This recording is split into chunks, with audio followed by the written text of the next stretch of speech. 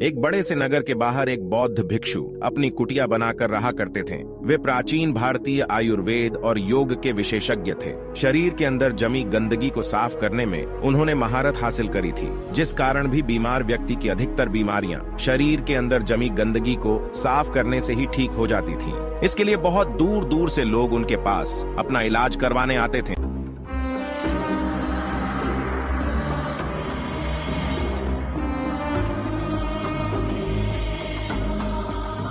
बौद्ध भिक्षु आयुर्वेदिक और योग पद्धति से रोगी का उपचार करते और ज्यादातर लोगों की बीमारियों को जड़ से खत्म कर देते। ऐसे ही एक दिन बौद्ध भिक्षु के पास में एक व्यक्ति आता है और कहता है, भंते, मैं यहाँ पास के ही गांव का साहूकार हूँ। मेरा काम ही ऐसा है कि मुझे दिन के ज्यादातर समय बैठे रहना पड़ता है। ज्यादा शारीरिक मेहनत न करने की वजह से मेरा मोटापा बढ़ गया है और तरह तरह की बीमारियों ने मेरे शरीर में घर कर लिया है। मेरे घर में खाने के लिए स्वादिष्ट से स्वादिष्ट व्यंजन है, लेकिन मैं उन्हें खा नहीं सकता। अब तो मेरा मोटापा इतना बढ़ गया है कि मुझे उठने, बैठने और चलने में भी तकलीफ होती है। तो क्या आप मुझे कोई ऐसा तरीका बता सकते हैं जिससे ज्यादा मेहनत न करके भी मैं अपने शरीर को स्वस्थ रख सकूं और इन तमाम बीमारियों से छुटकारा पा सकूं? बौद्ध भिक्षु ने कहा, बिल्कुल ऐसा तरीका भी है। इसके लिए तुम्हें सबसे पहले अपने शरीर में जमी गंदगी को बाहर निकालना होगा। जैसे ही तुम्हारे शरीर में जमी गंदगी बाहर निकलेगी और तुम्हारा शरीर अंदर से साफ होगा तो तुम्हारा वजन अपने आप कम होना शुरू हो जाएगा, त्वचा साफ हो जाएगी और तुम खुद को पहले से बहुत ज्यादा ऊर्जावान और हल्का महसूस करोगे। सबसे पहले तो तुम यह समझो कि जब हम कुछ खाते हैं तो उसका हमारे शरीर के अंदर जाकर क्या होता है। पहले तो खाना हमारे पेट में जाता है, जहाँ पर वह टूटता है, फिर हमारी छोटी आंत में जाता है, जहाँ से भोजन की जरूरी चीजें हमारा शरीर अवशोषित करता है, फिर बड़ी आंत से होता हुआ वह मल के रूप में शरीर से बाहर निकल जाता है। लेकिन क्या हर तरह के भोजन को, इस चक्र को पूरा करने में एक समान समय लगता है? नहीं। फलों को लगते हैं लगभग 3 घंटे, 1 घंटे हमारे पेट में, 1 घंटे छोटी आंत में, 1 घंटे बड़ी आंत में। इसी अनुपात में सब्जियों को लगते हैं 6 घंटे और मजबूत अनाज जैसे गेहूं, चावल और दालों से बने पदार्थों को यह चक्र पूरा करने में लगते हैं लगभग 18 घंटे। यानी कि जिस भोजन में जितना कम पानी होता है, उस भोजन को शरीर से बाहर निकलने में उतना ही ज्यादा समय लगता है। साहूकार ने कहा, भंते, जैसा कि आपने कहा, अन्न को पूरी तरह से पचकर शरीर से बाहर निकलने में 18 घंटे का समय लगता है, लेकिन मैं तो दिन में 3 से 4 बार अन्न खाता हूँ। बौद्ध भिक्षु ने कहा, यही तो तुम गलती करते हो। पहले वाला खाना पचा नहीं कि तुमने ऊपर से और डाल दिया। परिणाम स्वरूप पहले वाला खाना अवशिष्ट के रूप में पूरी तरह से निकल ही नहीं पाता। वह अंदर ही अंदर सड़ता रहता है और फंगस कीड़े पैदा करता है। बौद्ध भिक्षु ने जमींदार की तरफ देखते हुए कहा, तुमने लोगों के पेट में कीड़े पड़ने वाली बातें सुनी होगी। आखिर वे कीड़े आते कहां से हैं? वे कीड़े इसी अधपचे और अंदर सड़ रहे खाने से पैदा होते हैं, जो कि हमारी आंतों में चिपका रहता है। ये जरूरी नहीं कि कल खाया हुआ भोजन ही तुम्हारी आंतों में गंदगी के रूप में चिपका हो सकता है कि साल भर पहले खाया हुआ भोजन का कुछ हिस्सा तुम्हारी आंतों में गंदगी के रूप में आज भी चिपका हो। कोई भी चीज जो हमें सीधे प्रकृति से नहीं मिलती, उसे पचाना शरीर के लिए बहुत मुश्किल होता है और फिर ऐसा भोजन ही हमारी आंतों में चिपक जाता है और एक मोटी परत बना लेता है। देखो, हम जो भी खाते हैं उसे पचाकर हमारी आंतों की दीवार द्वारा अवशोषित कर लिया जाता है और फिर हमारे रक्त में भेज दिया जाता है। लेकिन अगर हमारी आंतों की दीवार में गंदगी जमी है तो फिर भोजन के रस के साथ वो गंदगी भी अवशोषित हो जाती है और हमारे रक्त में मिल जाती है और फिर रक्त के द्वारा हमारे शरीर के सभी अंगों तक पहुंचकर उनके काम में बाधा उत्पन्न करती है और इसी बाधा को हम अलग अलग बीमारियों का नाम देते हैं। अगर यह गंदगी हमारी त्वचा की परतों के बीच इकट्ठा हो जाती है तो हम कहते हैं कि मुहासे या चर्म रोग हो गया। अगर यह गंदगी गांठ बनकर हमारे गुर्दों या पेट के किसी हिस्से में जम जाती है तो हम इसे कहते हैं पथरी। इसी तरह से है मोटापा। अगर तुम्हें वजन कम करना है तो शरीर में से इस गंदगी को निकालना ही पड़ेगा। अगर यह गंदगी हमारी आंतों में बहुत ही मोटी परत बना लेती है तो हम इसे कहते हैं कब्ज और कब्ज सभी बीमारियों की जड़ है। इसी प्रकार अगर यह गंदगी हमारे श्वास नली में जम जाती है तो हम इसे कहते हैं अस्थमा। तो असल में कहने का अर्थ यह है कि ये गंदगी ही हमारी सभी बीमारियों की जड़ है और हम अगर इस गंदगी को शरीर से बाहर निकाल दे तो हम अपनी सभी बीमारियों से छुटकारा पा सकते हैं, क्योंकि जो शरीर अंदर से साफ होता है उसमें कोई बीमारी हो ही नहीं सकती। बौद्ध भिक्षु ने अपने शरीर की तरफ इशारा करते हुए कहा, हमारा ये शरीर इस प्रकृति की सबसे उत्तम बनावट और कीमती उपहार है। कुछ समय पश्चात हम इस शरीर को प्रकृति को वापस लौटा देंगे तो हम सब की ये जिम्मेदारी है, कि जब तक ये शरीर हमारे पास है हम इसे साफ और स्वस्थ रखें और इसे वैसे ही वापस लौटाएं जैसे प्रकृति ने हमें ये दिया था।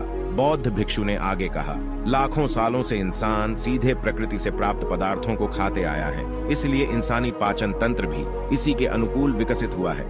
यानी कि बना तो हमारा शरीर कच्चे प्राकृतिक खाद्य पदार्थ के लिए था, लेकिन अपने स्वाद के चक्कर में हमने इसमें बहुत सी गंदगी डालनी शुरू कर दी है। तो तुम्हारा पहला काम शरीर में जमी इस गंदगी को बाहर निकालना है और फिर दूसरा काम उसमें सही भोजन डालना है। साहूकार ने कहा, लेकिन भंते, शरीर के अंदर जमी गंदगी को बाहर निकालना कैसे है? बौद्ध भिक्षु ने कहा, इसके लिए तुम्हें सबसे पहले जो काम करना है वह है रोज 16 घंटे का उपवास। बौद्ध भिक्षु ने जमींदार के चेहरे की तरफ देखते हुए कहा, 16 घंटे के उपवास का नाम सुनकर डर मत जाना, तुम यह बहुत आसानी से कर सकते हो। देखो, जो शक्ति हमारे अंदर से गंदगी को बाहर निकालेगी, वजन कम करेगी, बीमारी ठीक करेगी, वह हमारे अंदर ही है, वह किसी दवाई या औषधि में नहीं है।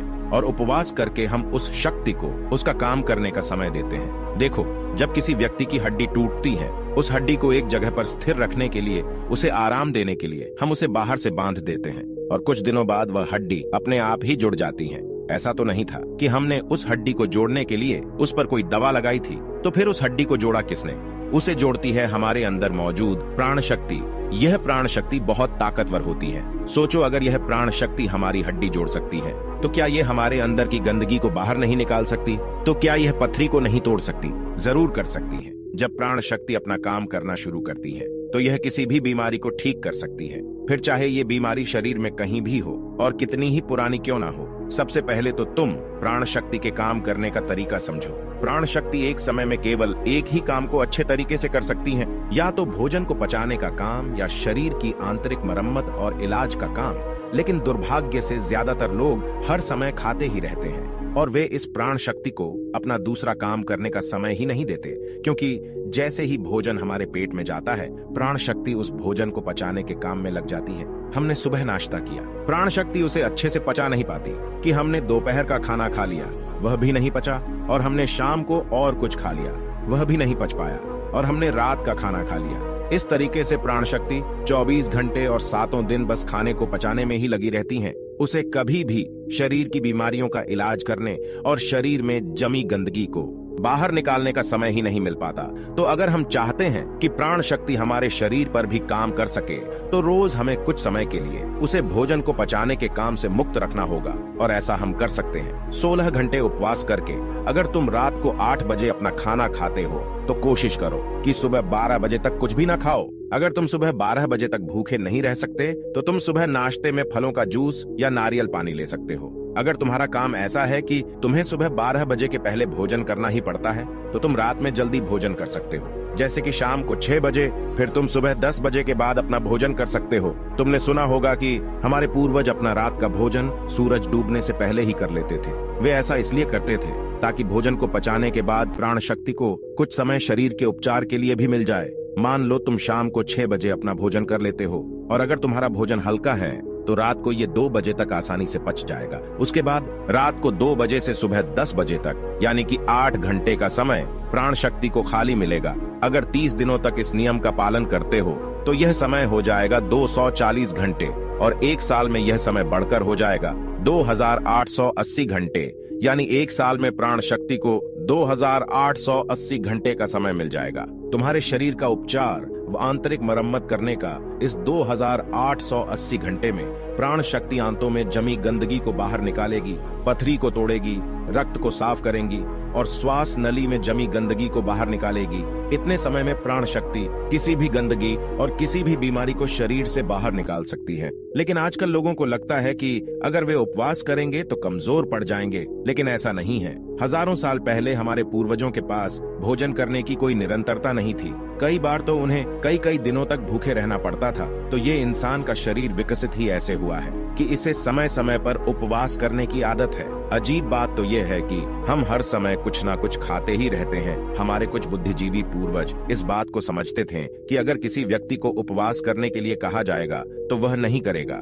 इसीलिए उन्होंने उपवास को धार्मिक और रीति रिवाज से जोड़ दिया है, ताकि लोग समय पर उपवास करते रहे। उपवास के दौरान हमारी प्राण शक्ति शरीर के हर अंग की गहराई तक पहुंचकर वहां जमी गंदगी को मलमूत्र और पसीने की मदद से शरीर के बाहर निकाल देती है। बौद्ध भिक्षु ने साहूकार से कहा, एक बात का हमेशा ध्यान रखना कि रात का भोजन हमेशा हल्का होना चाहिए, और अगर तुम अभी से 16 घंटे का उपवास नहीं कर सकते तो तुम 14 घंटे से शुरुआत करो और इसे धीरे धीरे 16 घंटे तक लेकर जाओ। पहले तो ये तुम्हें मुश्किल लगेगा, फिर धीरे धीरे ये तुम्हारी आदत का हिस्सा बन जाएगा, बौद्ध भिक्षु ने कहा। दूसरा तरीका जिससे तुम अपने शरीर की गंदगी बाहर निकाल सकते हो वो है शरीर की मालिश और पसीने के माध्यम से।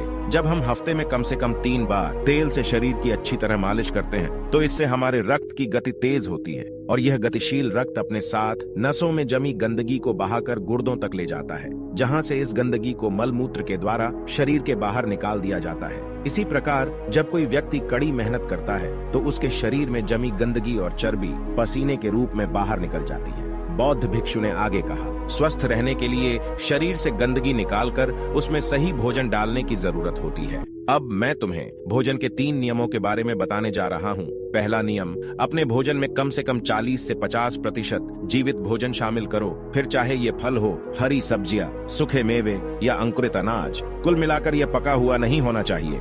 ज्यादातर लोग मरा हुआ भोजन खाते हैं और फिर वे स्वस्थ रहने की उम्मीद करते हैं। मरा हुआ भोजन करने का अर्थ यह है कि हम एक मृत वस्तु से जीवन निकाल रहे हैं, तो पहले ये हमारे शरीर से ऊर्जा लेगा, फिर ये हमें ऊर्जा देगा। भोजन को पचाने के लिए सभी जरूरी पाचक रस सिर्फ शरीर में ही नहीं होते, ये उस भोजन में भी पाए जाते हैं। लेकिन जब हम भोजन को पकाते हैं तो उसमें से बहुत से जरूरी पाचक रस नष्ट हो जाते हैं, और जब हम बिना पाचक रस वाला भोजन खाते हैं तो हमारे शरीर को वे सभी पाचक रस फिर से बनाने पड़ते हैं जो नष्ट हो चुके हैं, बौद्ध भिक्षु ने कहा।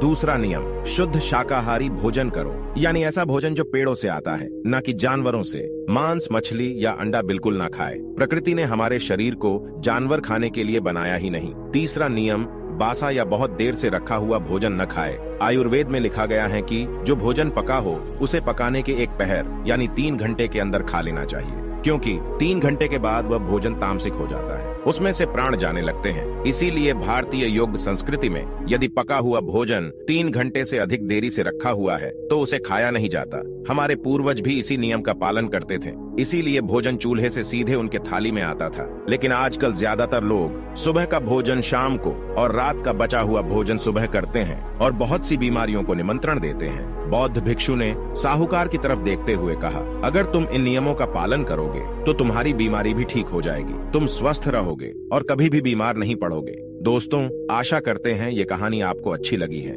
आपने कहानी से कुछ सीखा है। तो कहानी को लाइक और शेयर जरूर कीजिए और ऐसी ही प्रेरणादायक कहानियों के लिए हमारे चैनल को सब्सक्राइब कीजिए और बेल आइकन को प्रेस कीजिए। मिलते हैं अगली कहानी में, तब तक के लिए अपना ध्यान रखें। धन्यवाद।